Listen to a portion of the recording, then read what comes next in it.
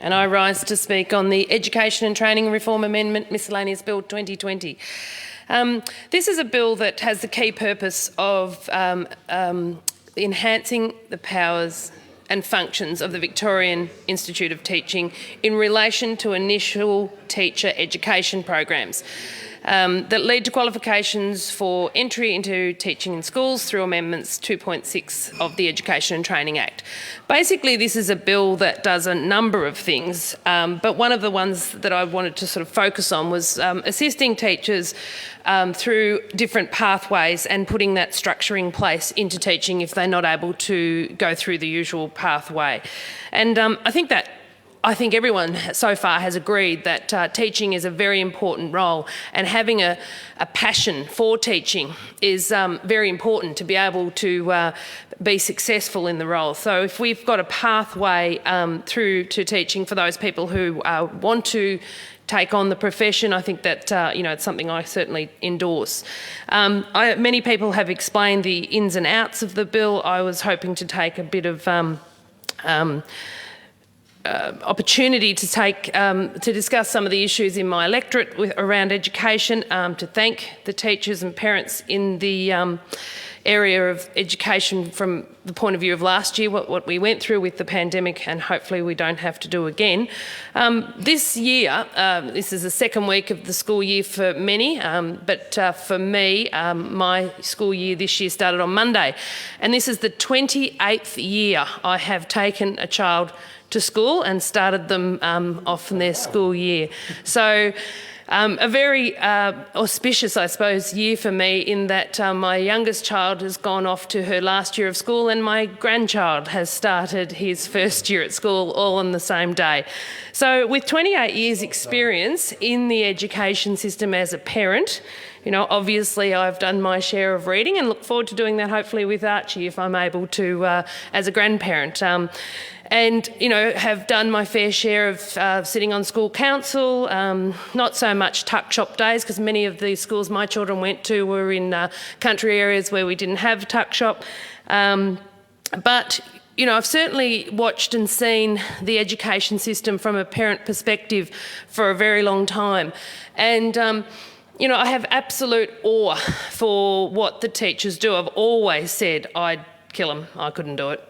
If I had a group of students sitting in front of me, I'd go completely spare. So I've always really admired the work of teachers.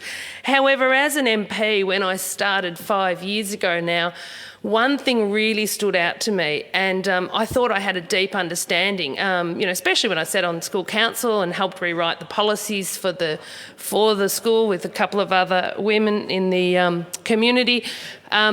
But I didn't really have the understanding until I spoke around the electorate to the 41 schools that are in my electorate, particularly to the principals, just how hard their role is and how much work they do, and the commitment they have is really quite awe-inspiring. It's inspiring.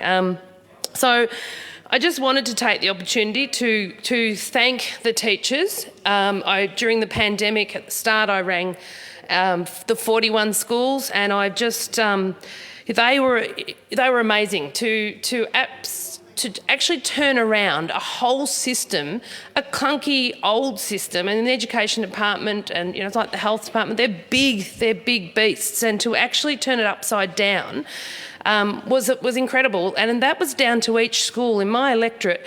The fact that we allowed schools to respond individually was the right thing to do. And I was very pleased to be able to advocate for some of the schools who required extra dongles. We've obviously, being in the country, not got the same access to internet that some people in the city would have. So the way that principals like Hawkesdale College under Colin Driscoll, who is a very impressive team leader out there, and his team are very impressive because they really care about the kids, and they worked hard, as did Panmure School, as did the Warrnambool schools, the primary schools, the secondary schools, the Portland schools, the Hayward schools. They all just pulled together with their teams and just did extraordinary, whether they got in cars and drove packs around, or whether they advocated with me to the government to get some sort of flexibility around dongles or assistance. So very impressive.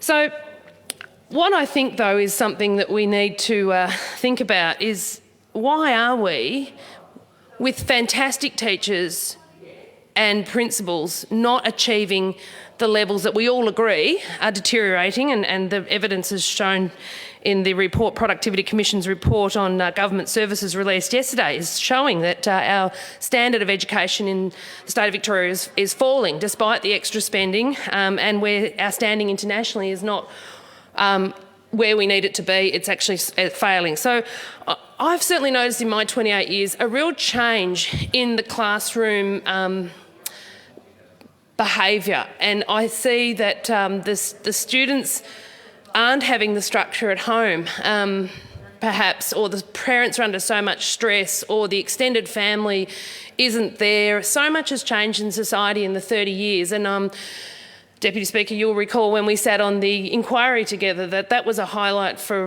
what we identified in the particular inquiry, which I can't recall right now, around extended families being needed to be supported to get better starts to education. So we're sort of aware of that, but what are we doing to really support teachers in the classroom with those welfare situations where they've got to give so much more attention to children when they've got crisis going on at home? And I see programs in my electorate that just impress me. I remember actually ringing the principal of Hawkesdale one day, and he'd just come back from a dental appointment with a student because the student actually was in a lot of pain and didn't have the supports to be able to do that. So that's the level of input the schools are having now to assist the children.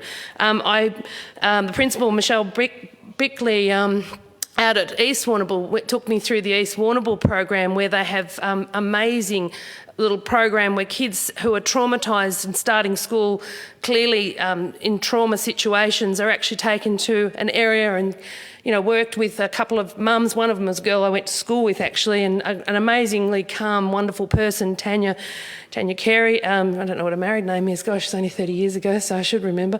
Tanya's, I remember, she's just this beautiful, calming woman who was helping the children. Then they go back into the classroom, ready to start the day. These are programs that I think we need to really embrace. Standing Tall's another one. Standing Tall was started in my region, and basically it really does reflect that need we have, or the loss we've got of extended families, and the support that, you know, a teenager will often not say to mum what the issues are, but she might talk to an aunt or a cousin, you know, a peer. So what this program does is actually get people from the community, business people, young people, grandparents, whatever, to come into school 1 hour a week and be mentored up with a person so that they can develop that relationship and have someone who's outside the family, or they may not have even a support family, so that gives them that person, an adult that they can connect with and have support. There's so many. There's the Big Life program that 50 blokes and women rode from Warrnambool to Melbourne last week, or the week before I think it was, in extreme conditions, and they actually ended up with hypothermia, to raise money for, to be able to continue this wonderful program that supports the children in school and supports the teachers and the educators. So there's just so many. The Beyond the Bell project that's trying to work out why our kids in the regions have such a lower education attainment rate. You know, we've got to actually review what's happening, because we're not actually achieving what we need to achieve. The Clontarf Academy, where the Aboriginal boys work together in keeping each other supported. The Kalo girls are doing the same thing, and one of the young girls in that group got an award at the Australia Day ceremony I was at the other day, which was just fantastic to see. And then we've got your schools like your two specialist re-engagement schools, one in Portland with Katie Kelly at the helm, and the one in Warrnambool with Damien Farley. And, you know, in these schools, these are kids that need to be really engaged. I fail to see that an 11-year-old kid with, you know, 50 kilos of weight, that we're saying he's running rings or she's running rings around our system so much so that they're out of school. I've got 120 kids in my electorate that are not engaged in school that are under 12, and that's just not acceptable. So we can do a lot more. Our teachers need so much more support, and that's what we're calling for, I think, is a review on education to get support for our schools to be educated.